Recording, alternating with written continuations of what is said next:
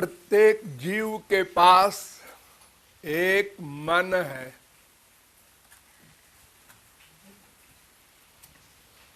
मन, यही मन जीव को अनादिकाल से 84 लाख में घुमा रहा है। एक मन।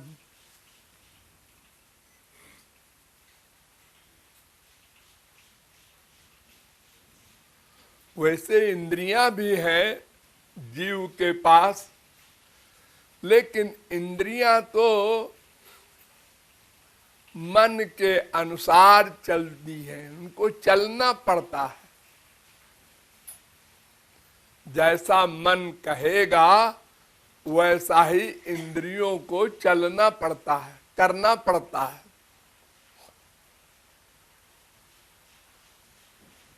इसलिए हमारे यहाँ वेदों ने भी कहा, मन एव मनुष्याणाम कारणम बंध मोक्षयोः, ब्रह्म बिंदुपनिषद का दूसरा मंत्र। यानी बंधन और मोक्ष का कारण, सुख दुख का कारण, ज्ञान अज्ञान का कारण केवल मन है। केवल मन। मन एव वेद कह रहा है, केवल मन। हम संसार में किसी को दोष देते हैं, बाप ऐसा है, माँ ऐसी है, बीबी ऐसी है, पति ऐसा है, बेटा ऐसा है। ना ना, कोई भी निंदनीय नहीं है, केवल मन है दुश्मन। भगवान के अवतार एक हुए हैं ऋषभ। उनके सामने सिद्धियां आई, अणिमा लघिमा गरिमा वगैरह सिद्धियां होती हैं। 18 सिद्धियां होती हैं। 8 सिद्धियां तो भगवान के पास होती हैं, वो भक्तों को देते हैं तब उनको मिलती हैं। और 10 सिद्धियां सात्विक भी होती हैं, योगियों को मिलती हैं। तो ये सब सिद्धियां ऋषभ भगवान के सामने हाथ जोड़कर खड़ी हुई। उन्होंने पूछा, आप लोग कौन है? महाराज, हम सब सिद्धियां हैं। यहां कैसे आई? आपकी सेवा के लिए। मेरी सेवा के लिए? भाग जाओ यहां से। ऋषभ भगवान कह रहे हैं, तुम सब लोग खतरनाक हो। जीव के खिलाफ तुम्हारा कार्य होता है, जीव का पतन करा देते हो। तो उस समय ऋषभ भगवान ने कहा था, न कुर्यात् कर्हिचित् सख्यम मनसि ह्यनवस्थिते। अरे मनुष्यों, कान खोल कर सुन लो, मन पर कभी विश्वास न करना।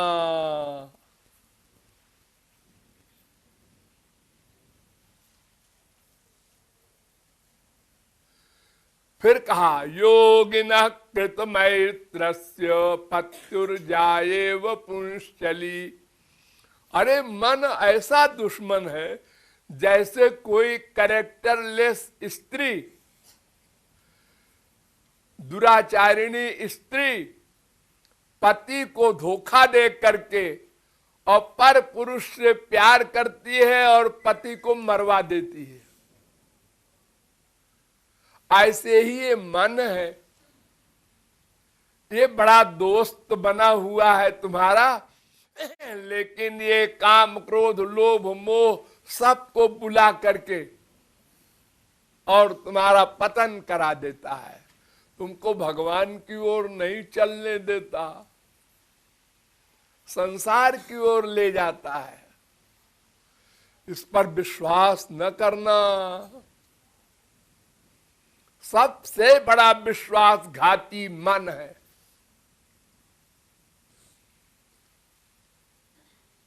नृसिंह भगवान ने जब हिरण्यकशिपु को मार दिया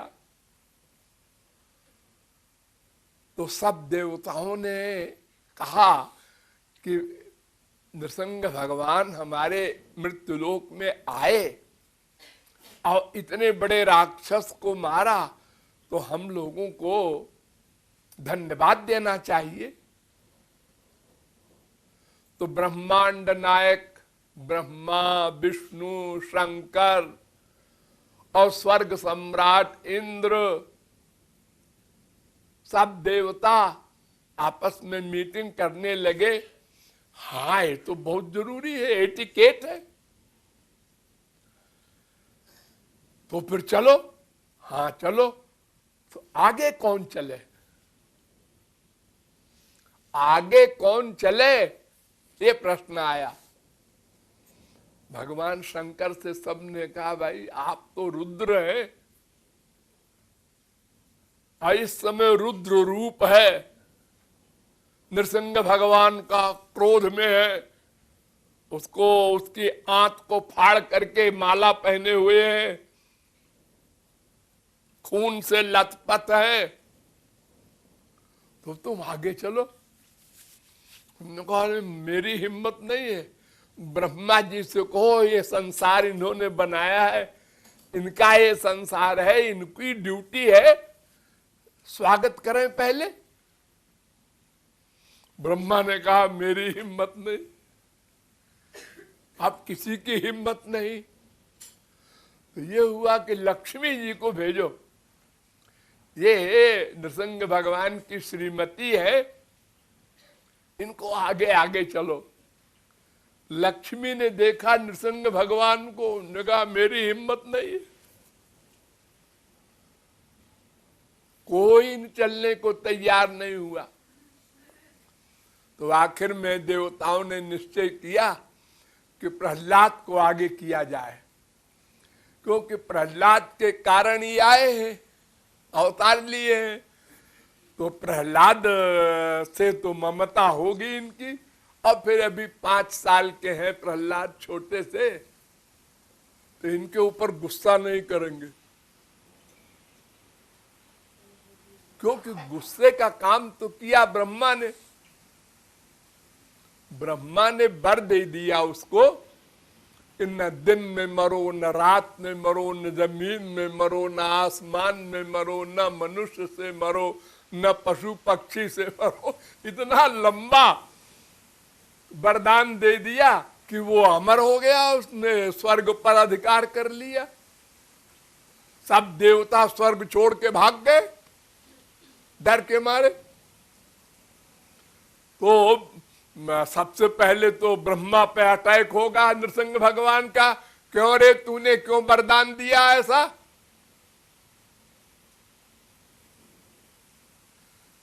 प्रेसिडेंट को अधिकार है गवर्नर को डांटे।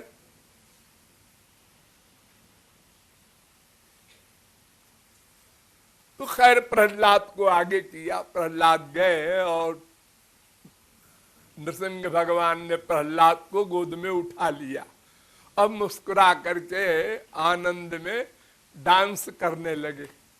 तब सारे देवता फिर स्तुति करने लगे।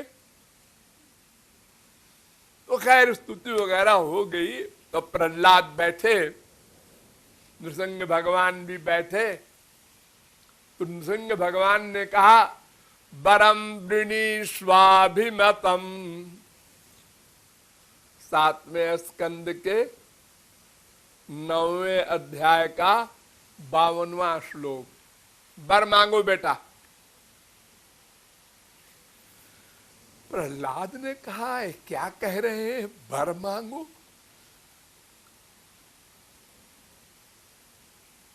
क्यों कह रहे हैं?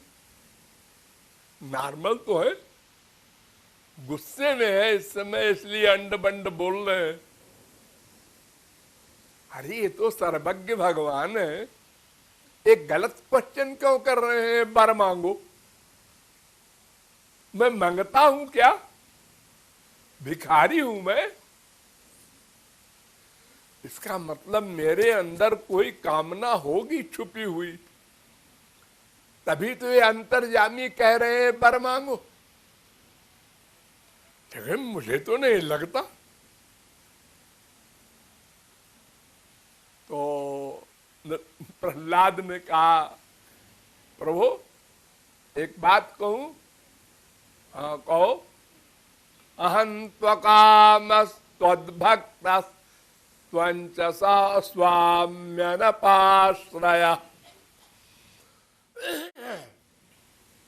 7वें स्कंद के 10वें अध्याय का 6वां श्लोक।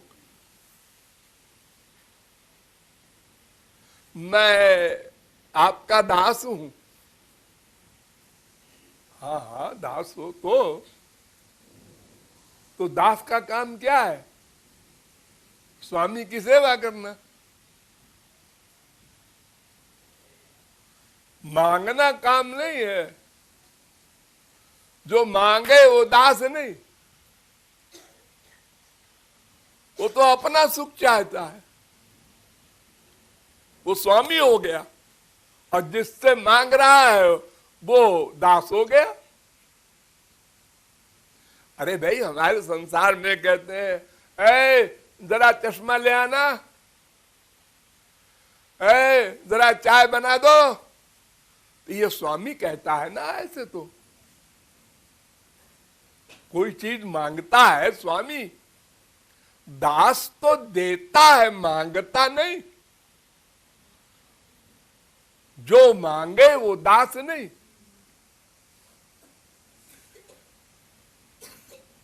तो आप महाराज कैसे कह रहे हैं वर मांगो? नृसिंह भगवान ने कहा है 5 साल का छोरा, लेकिन बड़ा काबिल है, इसने तो हमारी बोलती बंद कर दी। अरे फिर भी बेटा सब मांगते हैं। जो भी मेरे सामने आता है हर एक वर मांगता है। ये नियम है, कायदा है, कानून है,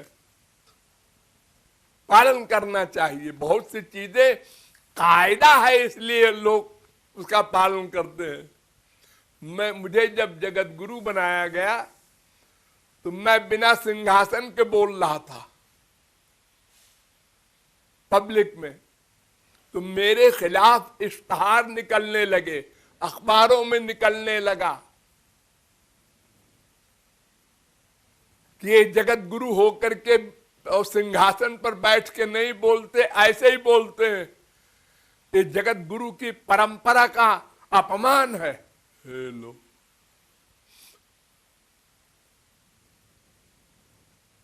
हर जगह जहां स्पीच हो वहां इश्तहार हमारे खिलाफ।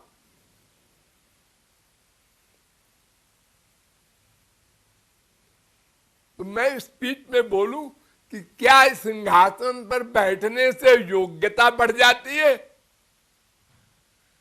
क्यों जोर दे रहे हैं लोग कि हमको सिंहासन पर बैठ के बोलना चाहिए?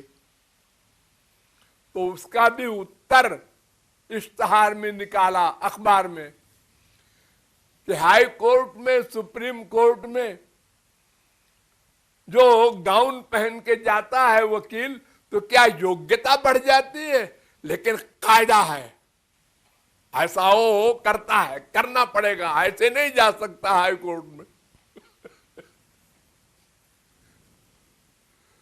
हाँ? माई जस्टिस नहीं कह सकता, मिलॉर्ड बोलता है, वो भगवान है। वो ऐसा कायदा है, बोलना पड़ेगा। तो जहां का जो कायदा है वो मानना चाहिए। इनको सिंहासन पर बैठ के बोलना चाहिए। लोगों ने सिंहासन बनवा दिया। अब वो सिंहासन इतना लंबा चौड़ा, हमारी लंबाई के हिसाब से, उसके लिए एक जीप अलग चले। अरे 2-4 आदमी अब उसके लिए और काम धाम करने वाले उसको हर जगह जोड़े, फिर उसको तोड़े, एक बवाल। तो और फिर अब इश्तहार निकलने लगा कि जगत गुरु जी सिंहासन पर बैठ के बोलते हैं। जब त्यागी लोग सिंहासन पर बैठ के बोलेंगे तो गृहस्थी लोग क्या करेंगे? आप बोलो, आप क्या करोगे? ये संसार का स्वरूप है ऐसा। तो मैंने जब चाइना ने इंडिया पर हमला किया नेहरू के जमाने में, तो यूपी के चीफ मिनिस्टर को हमने वो सिंहासन दान दे दिया रक्षा कोष में। ले जाओ, हमको छुट्टी मिली। अब कोई जब बोले कि सिंहासन, वो रक्षा कोष में दान दे दिया है। अब जो जमीन चाइना ने हड़प लिया है, वो जब कभी इंडिया को मिल जाएगी तभी मैं सिंहासन पर बैठ के बोलूंगा। ऐसे ही जोक कर दिया मैंने भी।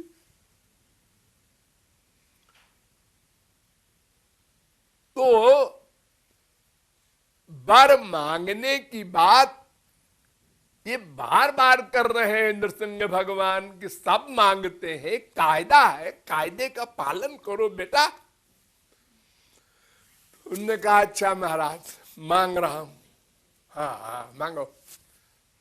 तो कामानाम हृदय संरोहम भवतस्तु वृणे वरम। मुझे ऐसा वर दे दो महाराज कि मैं कभी आपसे कुछ न मांगू। कितना चालाक है प्रहलाद।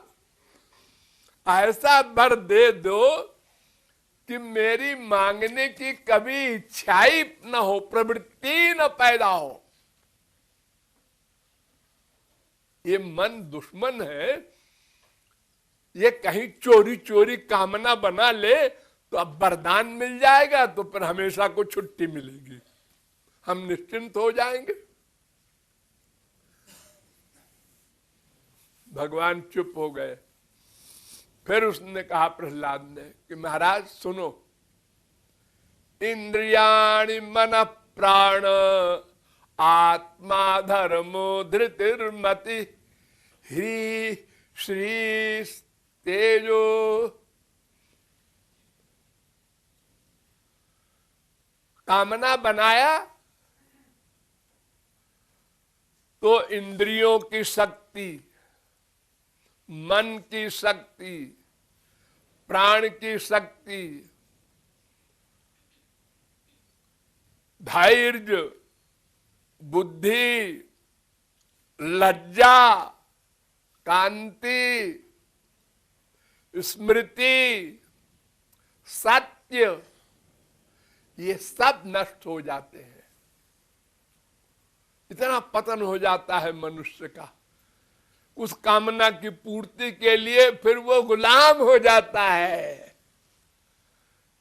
पीछे पीछे घूमता है जिससे कामना की पूर्ति होना है। नृसिंह भगवान मुस्कुराए कि ये तो हमको उपदेश दे रहा है, कहां से इसको एक ज्ञान पैदा हो गया। तो उन्होंने ध्यान से देखा तो उन्होंने कहा ओ, जब प्रहलाद की मां को पकड़ के इंद्र ले जा रहा था, हिरण्यकशिपु तपस्या कर रहा था और इंद्र ने हमला कर दिया इंडिया पर, और हिरण्यकशिपु की बीबी को पकड़ के ले जा रहा था स्वर्गलोक। तो प्रहलाद पेट में था उस समय। तो नारद जी आए, उन्होंने कहा क्या कर रहा है? अरे एक राक्षस के मारे तो परेशान हैं हम लोग, इसके पेट में एक और राक्षस आया हुआ है, वो पैदा होगा तो क्या करेगा? तो इसको हम मरवा देंगे। उन्होंने कहा अरे बेवकूफ, इसके पेट में बहुत बड़ा महापुरुष है, राक्षस नहीं है। अच्छा, तू उसको नहीं मार सकता, ऐसा महापुरुष है अंदर, भाग, छोड़ दे। तो छोड़ के चला गया। तो नारद जी उनको ले गए, अपने आश्रम में रखा और वही उपदेश देते रहे शास्त्र वेद का। तो प्रहलाद सुनता रहा पेट में, और उसको सारा ज्ञान याद रहा पैदा होने पर भी। इसलिए वो नृसिंह भगवान को चैलेंज कर रहा है कि महाराज, कामना पैदा होगी तो इतनी सारी बीमारी आ जाएगी। मैं कामना वामना नहीं करना चाहता, मैं तो ये वर मांगता हूं कि कभी कोई कामना ही न पैदा हो, ऐसी कृपा कर दो।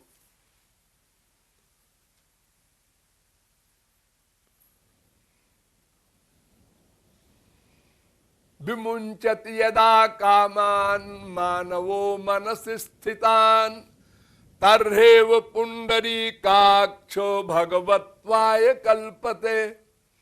अगर कोई मनुष्य सारी कामनाएं छोड़ दे तो वो करीब करीब भगवान के बराबर हो जाए, शांत, तृप्त, कोई टेंशन नहीं, लबालब भरा है आनंद से। एक कामना आई, अब क्या करना है, अब क्या करना है, अब ये कैसे करना है।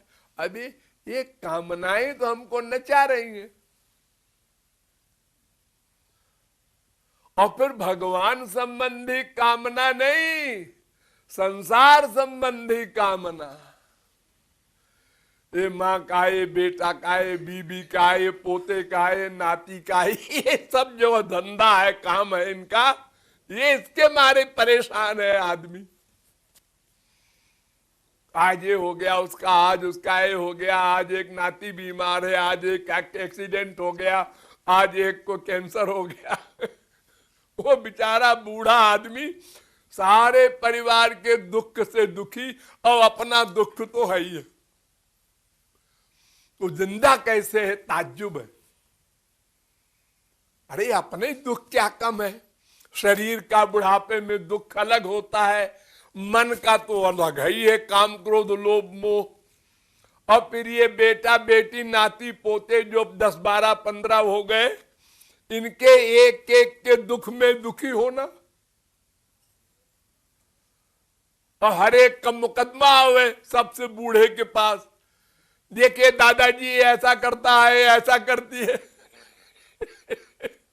तुलसीदास जी कहते हैं कि गृह कारज नाना जंजाला, सोई अति दुर्गम शैल विशाला। ये बड़े बड़े पहाड़ हैं गृहस्थ के। इसीलिए श्री कृष्ण ने गोपियों से कहा कि संवृष्ट तद्व प्रतियातु साधुना। गोपियों, तुम लोगों ने गृहस्थ की इतनी भयानक बेड़ियों को काटा है हमारे लिए, इसलिए मैं तुम्हारा ऋणी हूं। ये ऐसा अटैचमेंट है, माँ बाप, बेटा बेटी, बेटी का बेटा, बेटे के बेटी। ये ऐसा रोग है कि मनुष्य फंसा हुआ है उसी में चारों ओर से। तो प्रहलाद कहते हैं महाराज, हमें कुछ मांगना वांगना नहीं है, आपको देने की बीमारी हो तो जो देना हो दो। भीख कहो भीख मांगे, राजा कहो राजा बना दो आप, जो आपकी इच्छा हो। तो उन्होंने कहा फिर ठीक है, ऐसा है कि तुमको हम राजा बनाते हैं, एक मनवंतर राज्य करना होगा, फिर मेरे पास आना।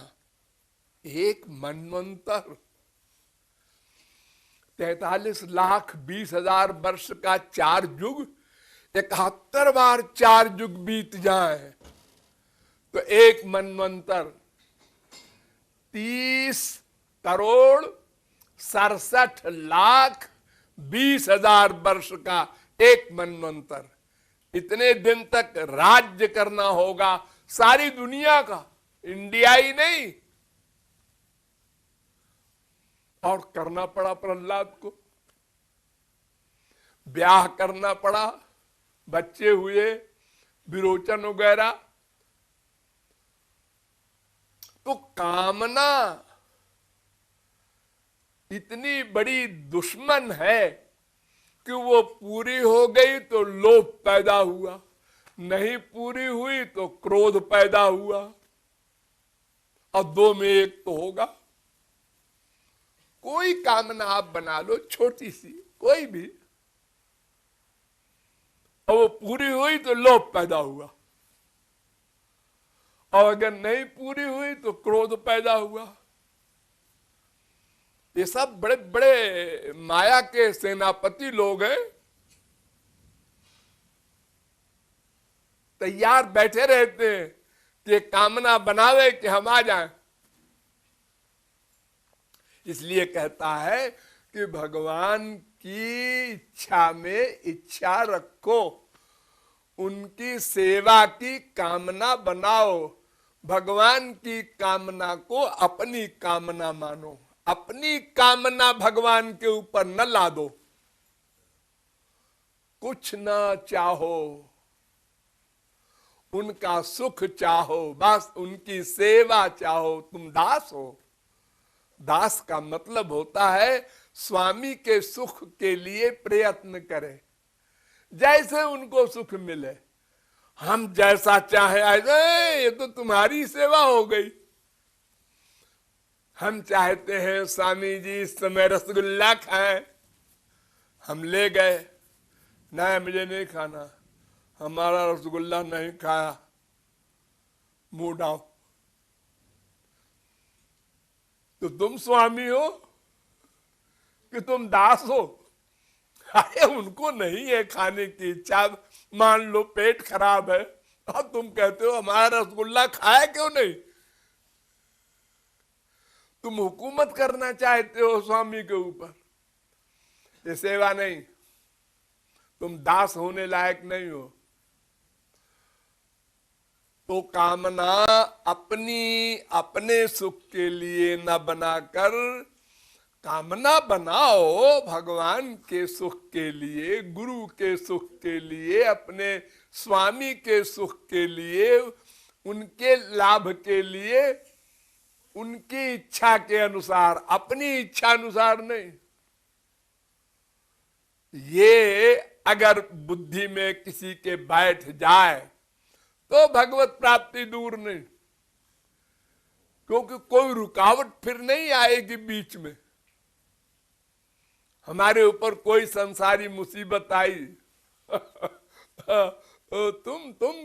तुम देखना चाहते हो ऐसे मेरा हाल, ठीक है देखो। हर क्रिया में उनकी कृपा रियलाइज करना, इतराज नहीं।